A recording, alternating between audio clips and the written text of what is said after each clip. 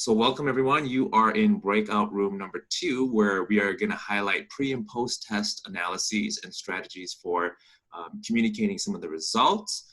You already know Jim. He was in the main lobby there.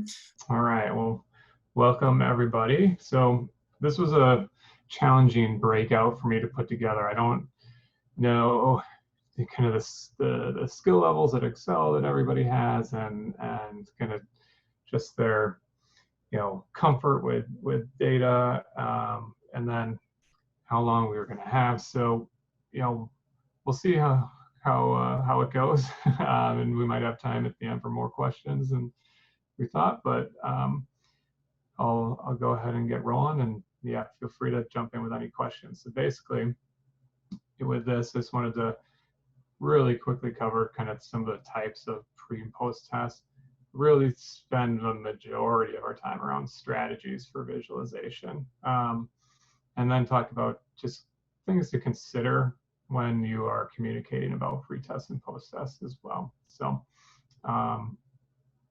let's see, going right in. So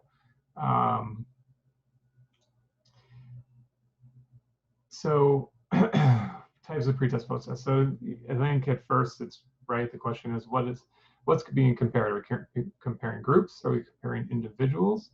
And that's an important distinction too, right? If you're comparing groups, there's kind of two approaches, right? So there's we call it the independent, right? So those, if you're comparing groups who are independent, that means you are comparing a group the group who took the pre-test and the group who took the post-test are different. And there's just different challenges that come with that sort of examination versus the paired, where you are comparing the same group, right? The same group who took the pre-test is the same group who took the post-test, and so that's our paired. And then there's also a variety of ways of kind of recording individual scores too. So warning, this group kind of approach may require some stats knowledge. I was informed that that's probably outside what we should be talking about at this, and I'm not sure to what level that happens within your organizations, but once you're comparing group means and stuff like that, you can get into some testing. So I have a data set that I'll be using for this to create some scenarios and develop some data visualization examples from this as well. So here's a quick summary of this made up data set. I call it the LIT test, right? It has subscales for listen, imagination, and talent, hence LIT. Talent of what? I don't know. Whatever we want it to be in this case, right? And then there's an overall score. In our data, 177 participants completed the pre-test, 174 the post-test, 129 did both of them. So with that kind of distribution, how do you show change in scores, and how do you show change in subscale scores here? What are some good ways to do that? So as a quick, just kind of, hopefully what I'm showing you right now helps you wrap around your head around kind of like what the data would look like, right? So data would have your individual unique identifier. Here's the overall pre-test, the overall post-test, the pre-test subscores, the post-test subscores, right? So that's what our data set would look like. So if we want to look at change in overall scores from pre to post, and we're looking in this slide at kind of group mean scores.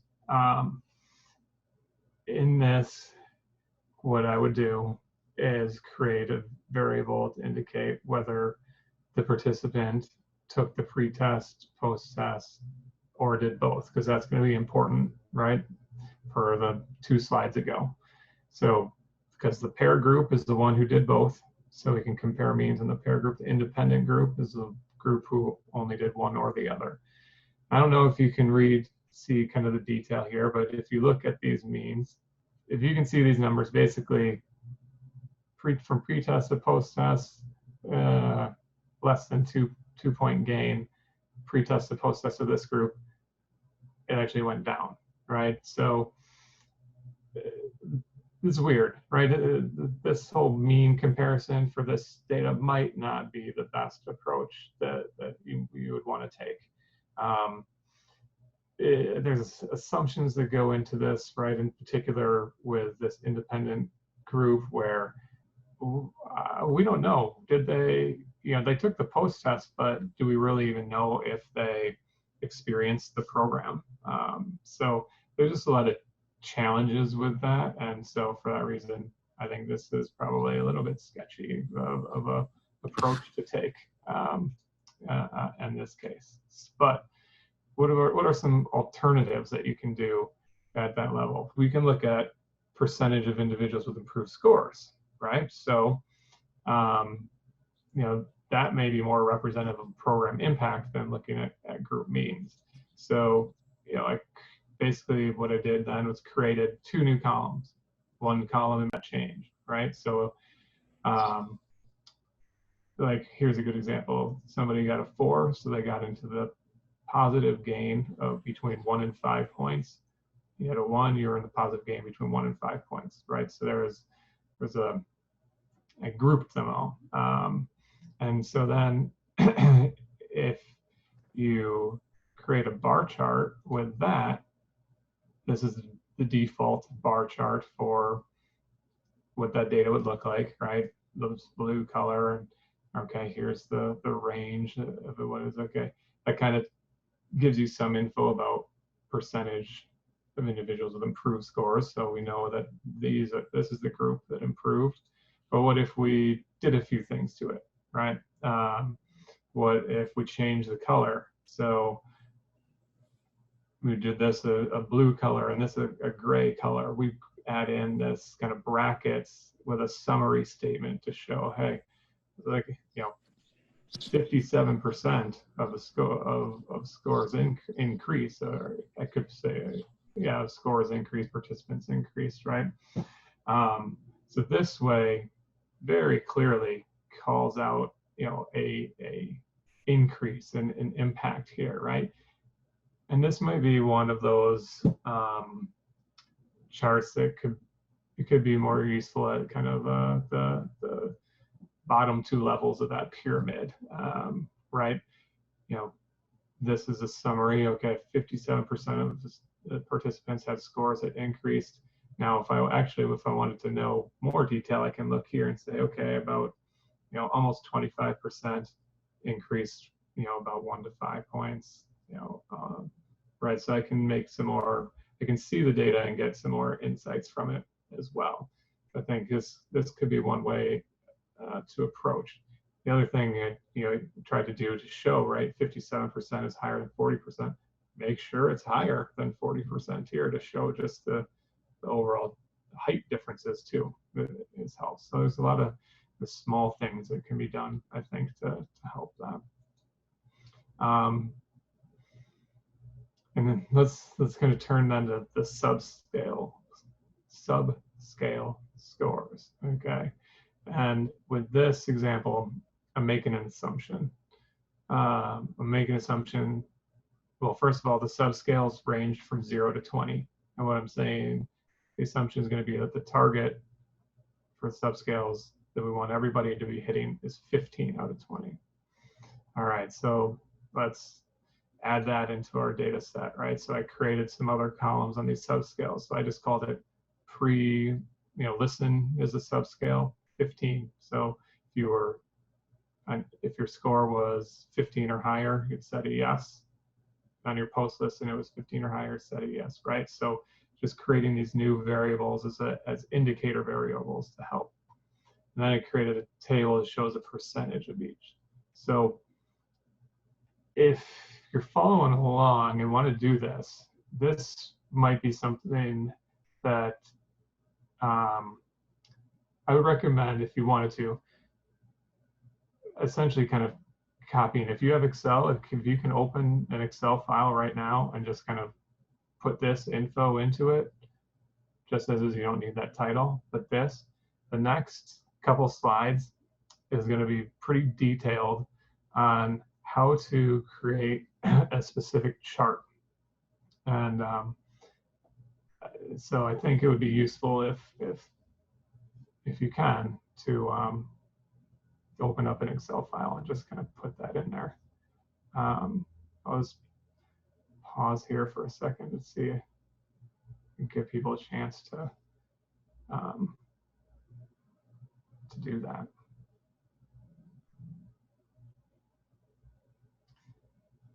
So it's going to get, there's a number of steps to this, and I think going through it and clicking through it helps to clarify kind of in your head what we're doing and how to do it again. This is a dot plot is one of the, I don't know, I like dot plots a lot. It can show good information very clearly, and it's unique, right? You don't see it very much. It's not a standard Excel default chart. So, okay, so I'm going to go to the next slide. The dot plot step by step. And down here, just call it out. Stephanie Evergreen's book has the very specific step-by-step instructions as well for how to do it. So with that data set, with a small group that you had there, if you just sort that based on the pre-column, so we just want the lowest to highest here. And then we're going to add this column called dot spacing, and then enter 3, a 2, and a 1. Dot spacing is just more of a placeholder to make the dot plot. So it's important to have in there, but it's not going to be part of the actual chart. So what you're going to do then is you highlight this column, the pre column, pre and those values, and you're going to hold down the control button and then highlight dot spacing and its values, and then insert a scatter plot. So if you don't know how to insert a scatter plot, you go up to the top of Excel, go to insert. This area charts over here is a scatter plot, and it'll be the very first one. Hopefully people are following along with Excel, but I'm gonna move forward as if people are. So now, once you do that, you should have a chart that looks something like this. All right, don't be alarmed. It looks weird, but yeah, it's supposed to at this point. Next, you right-click into the chart and then go to Select Data. When you hit Select Data, this little chart, this little thing will pop up for you. And what you need to do is go to Edit, click on the Edit. You're editing the series name, and you're changing it to Pre, which means, so once you click Edit, this box will pop up. And you see right now it says dot spacing. Click in there, and then click in your Excel the word Pre, the cell that has Pre in it, and then hit OK. People should feel free to unmute and tell me to slow down, or tell me something didn't work, or put in the chat. That's fine. So if you made it this far, doing good. So what you can see is, by changing that to Pre, these are all the values that were listed under Pre, and then these are those dot spacing values. All right, so after you hit OK over here, it'll bring you back to this. And what you're going to do there is click on Add, and then you're going to add this series. And what you're doing, just pay attention to this, right? Up here, click on that arrow, find the cell that says Post. That's what goes there. And then the values are the values under Post in that column, that percentage. Series Y values are going to be the 3, 2, 1, which are the dot spacing values. All right, so if you've made it that far, your chart's looking like this now, right? So you can kind of get a sense as to what this is going to show, right? This dot plot. All right, and this one is mostly going to be formatting. So if you right click on a blue dot, select your format data series, this little piece will pop up on the right hand side. You're going to want to make sure you click on this. It looks, I don't even know what that is. I don't know what that icon is, but it's the one on the far left. Make sure you then click on marker because it's going to be online. So click on marker and you click on this built-in, and you're going to change the size. Make the size like 25, make it big. And then do the same thing for the orange dot.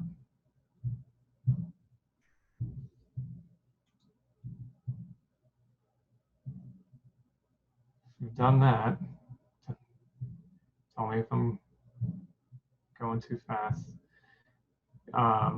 Right click on that blue dot again, and then select add data labels. And it's going to bring up a data label. It's not going to make sense. It's going to be the 1, 2, and 3 from the dot spacing. That's okay. That's what it should be. You right click on the data labels then and select format data labels. And then you'll have this little piece come up. And what you want to do first, and this order is actually kind of important. You want to put a check mark by the X value and then uncheck the Y value. If you do it the other way around, you kind of lose things, and you have to just undo it and go back and do this again. So then that would give you the right labels, the percentages for that dot. And then while you're there, this label position is right below below this label option stuff in this area. Just choose center, and it'll center it because the default is right, I believe. And so the data label is actually going to be to the side of your dot, and you want it to be right on top of your dot. And then same thing for the orange dot.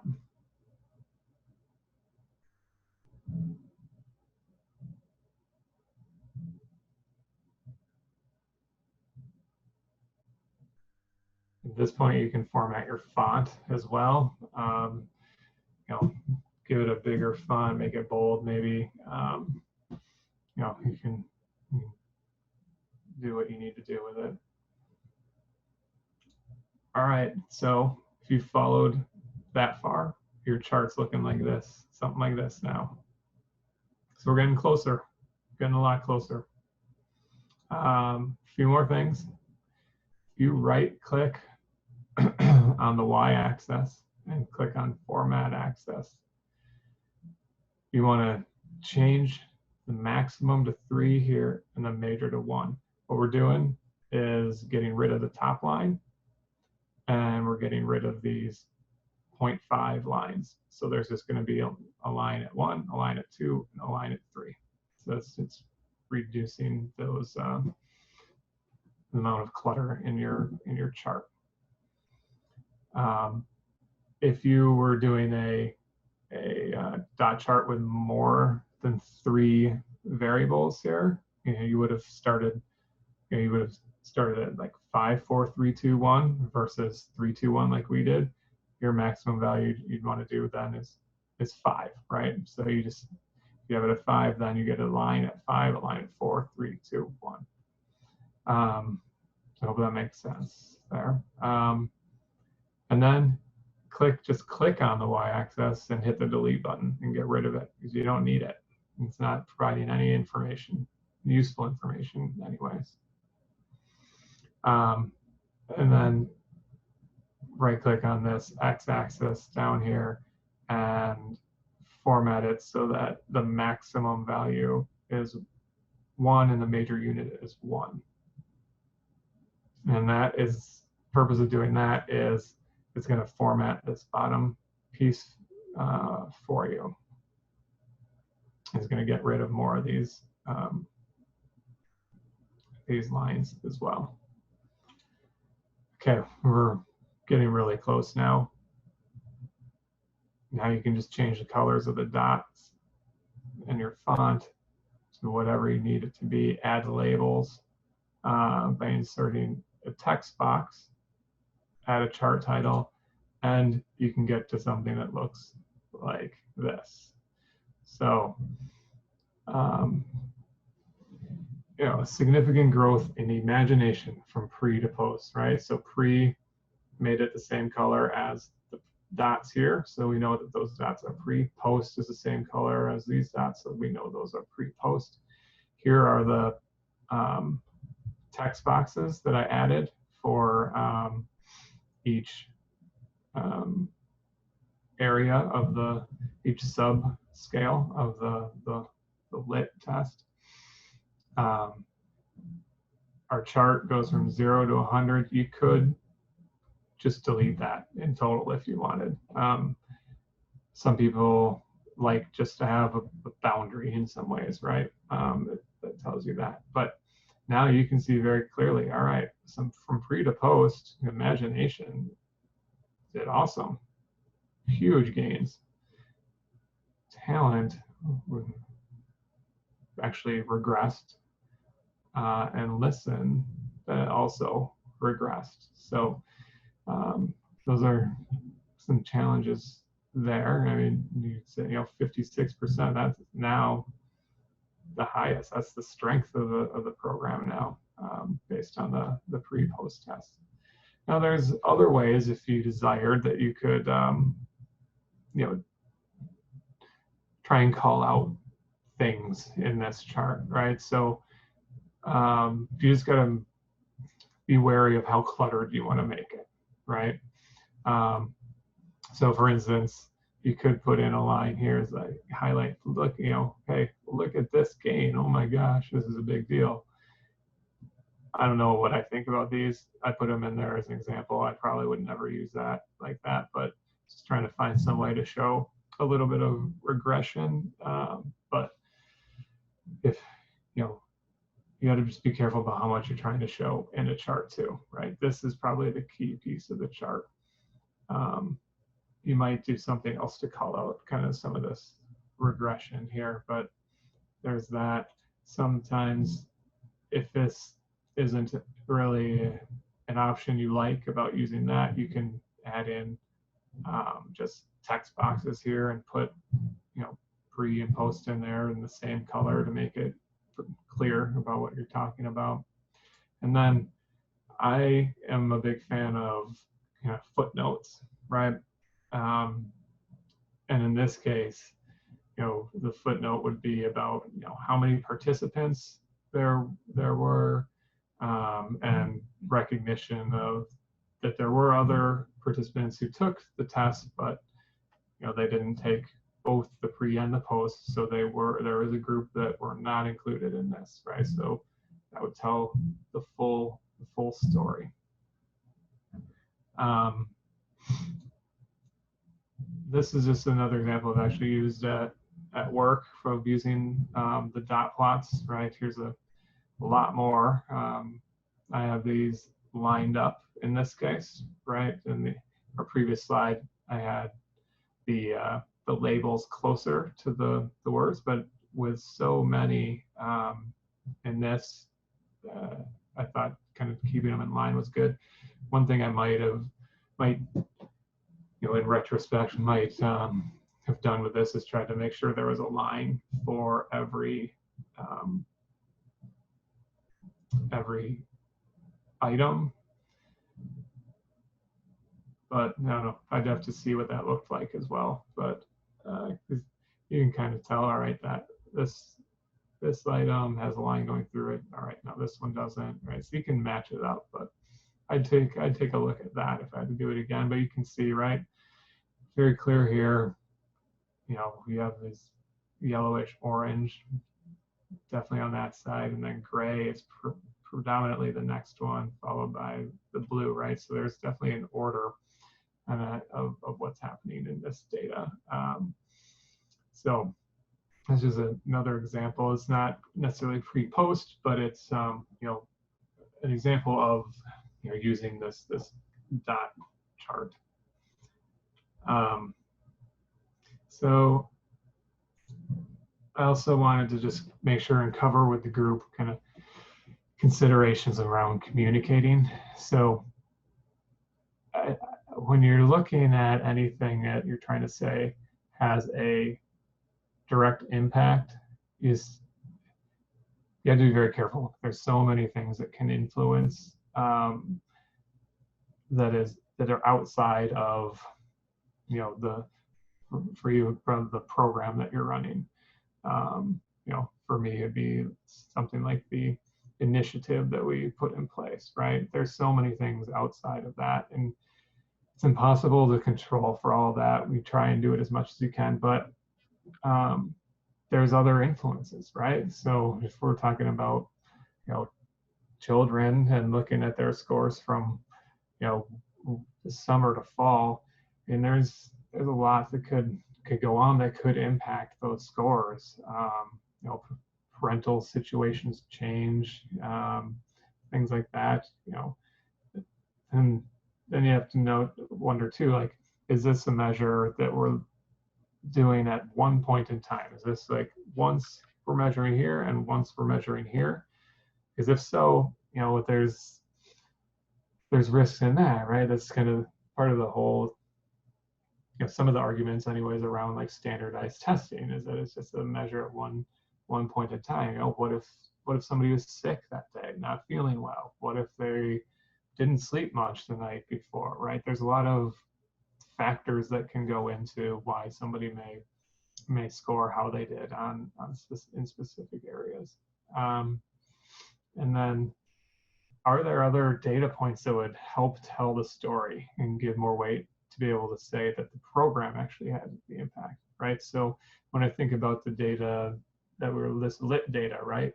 What would be very valuable, I think, is if there was also info about how many, not necessarily how many, but whatever the info would be to tell us, was the participant there on a regular basis, or were they there just once a month, right? Were they there once a week? Like, what was their frequency of participating in the program, and how can we look at that frequency and then look at the data and say, participants who used our services 4 times a week had significantly better outcomes on these pre-test, post-test scores, right? And then of course there's environmental factors, which kind of goes in with the first thing, but right now there's some significant environmental factors going on in the Twin Cities, and other places, right? But COVID, everybody's dealing with COVID, so everybody's I don't know how some of these programs are operating, doing virtual, I guess. But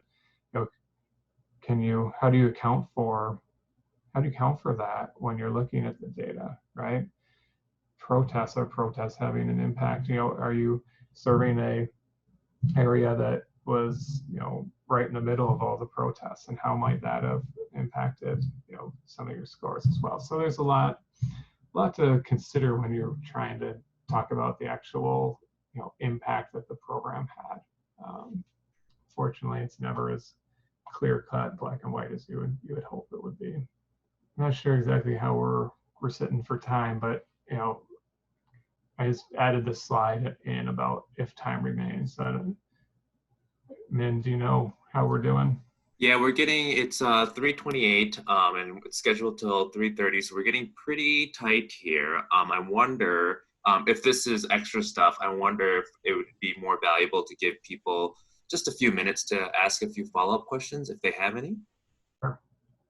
Hopefully, coming out of this, you at least have another kind of tool in your data visualization belt for showing change over time, pre-test, post-test, right? The dot plot. Hopefully that is something that resonated with you, and I think the details are in the PowerPoint that will be available at some point in the near future. So feel free to kind of reflect back on that and use that PowerPoint should you find the need to create a chart like that. And again, I'm happy to help out in any way I can, but thanks for showing up to this workshop.